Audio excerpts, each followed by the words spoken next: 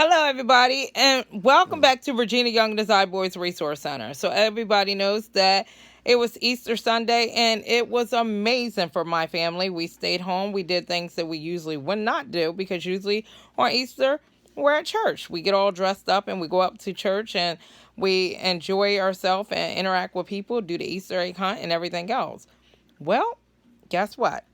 If you did what you were supposed to do, which was stay home, um, life was a little different.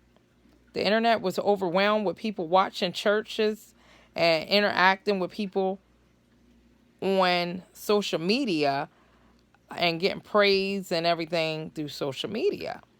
For the first time, they said in history that one church where the Pope is was empty. This is something that they don't have any recognition or account of ever happening. Churches all over are tuning in to doing their service on social media, where people can see it live. So the question is, did coronavirus make more people pray more, make more people think about religion, changes in their life? Is this a sign? For a lot of people that read the Bible, James Bible, King James, they believe that this is a sign. They believe that this is what's supposed to happen. They believe that this is part of the end days. They believe that the world's coming to an end. There are so many different sayings right now that it's all over media, it's all over news, how churches are empty.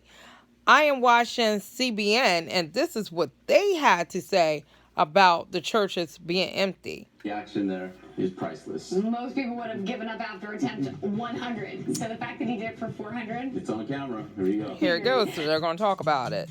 A lot of people in communities across the country, want the churches all over differently. the world, Easter Sunday services and family traditions meant finding meaning at home this year and connecting in ways people never have before. NBC's Carrie Sanders explains. People are singing. From a sunrise service in Larchmont, New York, streamed online, to the front lines at Memorial Hospital in Broward County, Florida. At Pastor Joel Osteen's megachurch with his choir, digitally united, to small churches I love Joel and the most Osteen. ornate cathedrals in our nation. Easter, the most holy day on the Christian calendar, celebrated around the world in most cases to empty pews. The congregations instead connected like never before. The Pope, who is usually before crowds of tens of thousands in St. Peter's Square, instead delivered his message over the internet to the world's 1.2 billion Catholics. NBC's Matt Bradley. It might be the first time in history that St. Peter's Square is empty on Easter. But Pope Francis sees some optimism here. He's hoping to see a contagion of hope, a pandemic of prayer.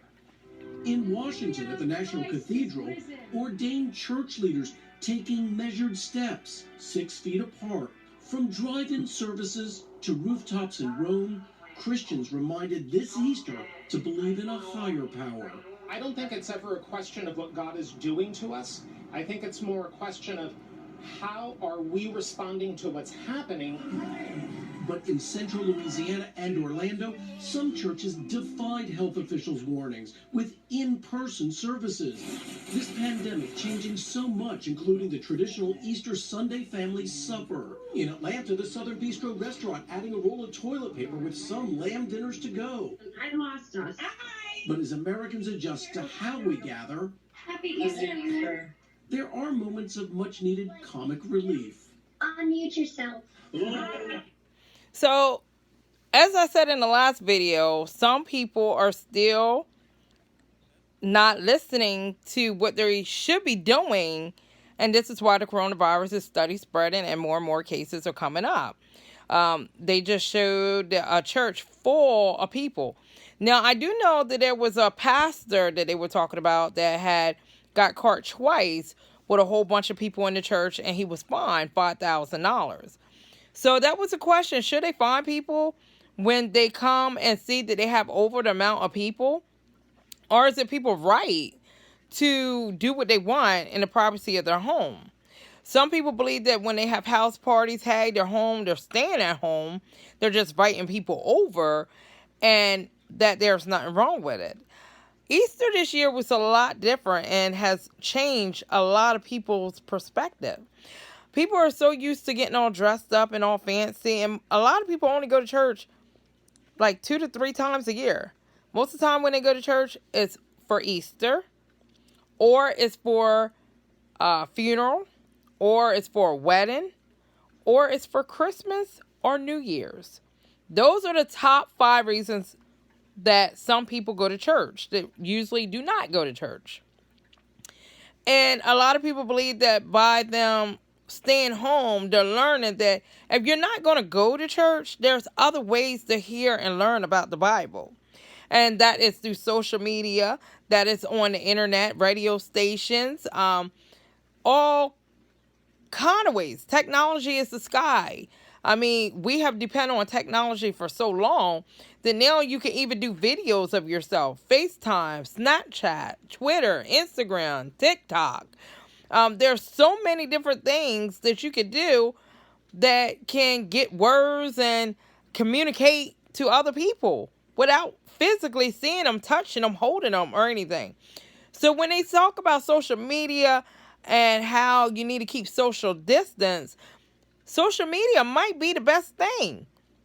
You can actually sit in your home and talk to someone face to face. Like I'm actually sitting in my house on my couch, chilling, relaxing, watching TV, talking to you.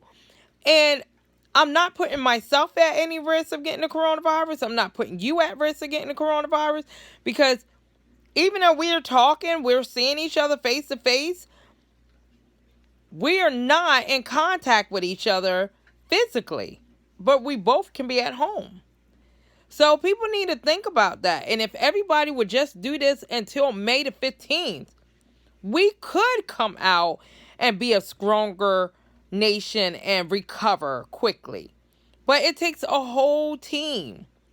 A lot of people are dependent on going places. And the sad thing is, yes, it's getting warm. It's beautiful outside. There's a lot of nice days, but you can't travel. There are some places if you can't come in or out of the state. There's police officers checking the vehicles. And if you're from another state, they're turning you around, telling you got to go back if you don't live in that state. There are some countries that are not allowing people into their country.